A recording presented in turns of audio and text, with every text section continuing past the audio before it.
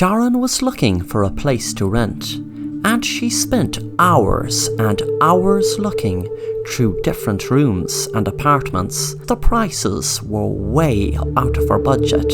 She felt like she would have to have a super high-paying job to even pay the rent, don't mind the cost of living on top of that. She kept looking at different houses, and there was a great choice, but that great choice came with an even greater price. And not greater as in value, but greater as in a very high price. She was about to give up when she had to look twice to see, was she seeing things, or were her eyes playing tricks on her from staring at the screen for so long. There was a really nice apartment complex in what looked like a lovely neighbourhood near where she wanted to rent. What caught her eye was rent a room and a living room plus use of swimming pool, entirely free in this beautiful spacious house in a beautiful neighbourhood. You will be able to stay indefinitely, but just need to take part in a training session to help finding ways of bettering ourselves through a modern day type of experimental wellness therapy. When she scrolled down to the bottom of the page, under the photo of the complex, it had written in bold red writing, "If interested, please reply as soon as possible, as there is only a few positions to be filled." The complex can hold plenty people, as it has more than 30 spacious bedrooms and leisure rooms, etc. But apply right away if interested, before spaces are gone. Sharon didn't even begin to consider not applying when she had already clicked on the button below which said apply now. She filled in all the information and was delighted when she got a reply back saying, "Thank you for applying to stay in the wellness mansion. You just have started the journey to changing your life, to bring out the best in you." Sharon wondered what exactly did the experimental wellness therapy mean, but she guessed it couldn't mean anything bad. A week later, Sharon was in her new room in the wellness mansion. She felt like being in a posh hotel. Her room had a TV and was decorated beautifully. She was lying in her bed relaxing, scrolling through Instagram on her phone when a man entered. He smiled and said, "Hello Sharon, and good evening to you. Welcome to the Wellness Mansion. You must have read what it said on the site about this being the first step of your journey to becoming a better you. And that is true. But that phone you were just looking at, I'm afraid, has to go. You will not have to worry about food or any bills, just as once you 100% apply yourself to this therapy."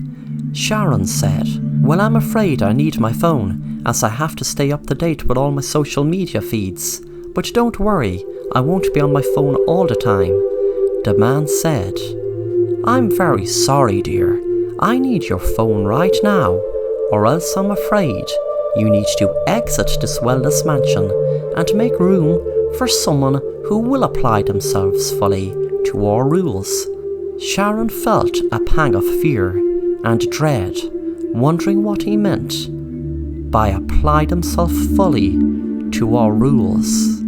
Suddenly she feared she just made a terrible mistake coming to the wellness mansion. A few hours later, the same man came into her room and said, "Okay dear, we will be doing the first test run of what's to come. You might think this is a bit of real heavy work and feel like not even trying, but if you do, then I'm afraid you will not be able to live in this wonderful house rent-free. But if you do apply yourself to this very, very simple test, then you, my dear, will be qualified to stay here, and we will teach you to be the best version of you." What Sharon was told to do was do exercise until an alarm went off. She was given different exercises and thought it would be just a few minutes, but she nearly passed out a few times as each exercise went on for what seemed like hours. Each time the alarm went off, she just had a few minutes to organise what she needed for the next one and had to do the exercise non-stop until the alarm went off. After the last alarm went, the man entered Sharon's room and clapped, saying, "Well done, my dear. You did absolutely fabulous. You now have full use of this house." The next day, Sharon was walking down the hall when a man said to her, "Hello, how are you doing?" Sharon said, "I'm great, thanks. I'm a bit stressed though about what I was made do last night." The man's pleasant expression changed, and he grabbed Sharon by the throat and said, "Don't complain. You don't know how good you have it. Just do what you're told, and if not, then you will suffer. But on the other hand, if you do what you're told, you will gain more than happiness. You will gain euphoria." Sharon was shaking with fear after the man said what he said. He let go of her, and she ran back into her room and shut the door. She shook in fear, realizing that there was no bolt in the inside to lock herself in.